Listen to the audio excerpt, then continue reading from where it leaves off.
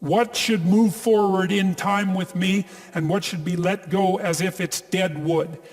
The more dead wood that you let go of and burn off when you have the opportunity, the less it accretes around you. Here's something interesting about forest fires, People have been trying to prevent forest fires for a long time, especially that damn bear, Smokey, right? Because forest fires burn up the forest, and that can't be good. But here's what happens if you don't let forest fires burn. Well, forests collect a lot of dry branches, right? Because tree branches die and wood falls on the forest floor and collects. And so the amount of flammable material keeps increasing with time. And that's not so bad if it's wet, but if the amount of flammable material is increasing and it gets really dry, and then it burns, then you have a real problem. The forest fire can burn so hot that it burns the topsoil right off, in which case you don't have a forest at all anymore, you just have a desert. And lots of trees are evolved to withstand forest fires of a certain intensity, and some won't even release their seeds unless there's been a fire. And so a little bit of fire at the right time can stop everything from burning to the ground. And that's also a really useful insight, a metaphorical insight into the nature of sacrifice, right? It's also a lot easier to let go of something when you're deciding to let go of it, because you've decided yourself that you're done with that. It's a weak part of you. It needs to disappear. You do that yourself, it's much better and much easier than it is if it's taken away from you forcibly, in which case you're very much likely to fight it. A lot of what people regard as their own personalities and are proud of about their own personalities aren't their own personalities at all. They're useless idiosyncrasies that differentiate them trivially from other people. They have no value in and of themselves. They're more like quirks. I remember once I was trying to teach a particularly stubborn student about how to write. And she had written a number of essays in university and got universally walloped for them. And the reason for that was she couldn't write, really at all. She was really, really bad at writing. And so I was sitting down with her trying to explain to her what she was doing wrong. And she was being very annoying about it, very recalcitrant, very, very unwilling to listen. That was a pearls before swine thing, And at one point she said, I can write perfectly well. This university professors just don't like my style.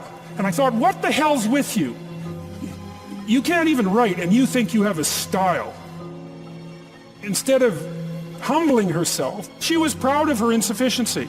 That's arrogance, right? That's not humility. It's self-deception and arrogance. To be proud of your insufficiency, that's a very foolish thing. And that means to cling to the parts of you that are dead.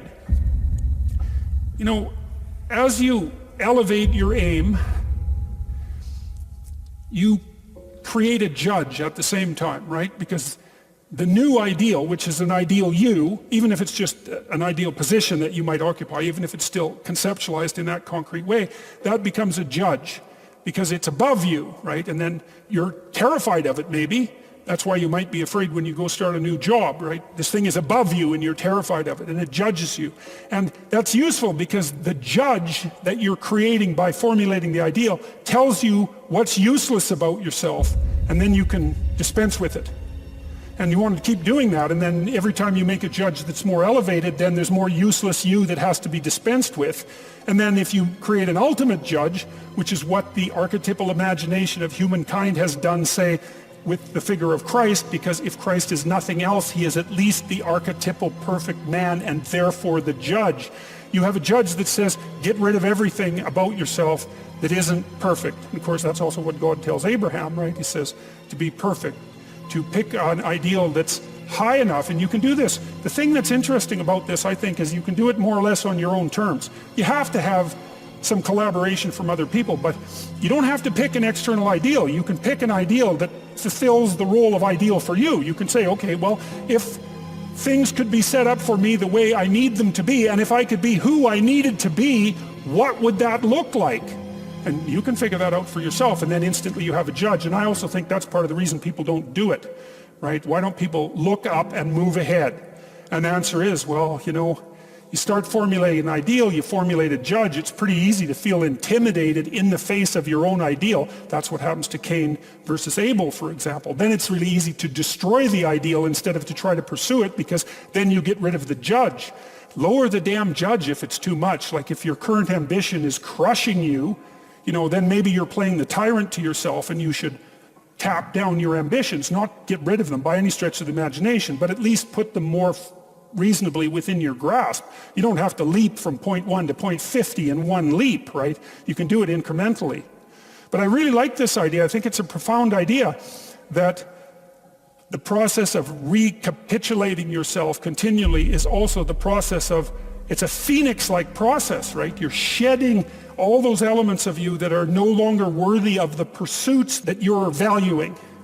And then I would say the idea here is that as you do that, you shape yourself ever more precisely into something that can withstand the tragedy of life and that can act as a beacon to the world. That's the right way of thinking about it. Maybe first to your friends and then to your family.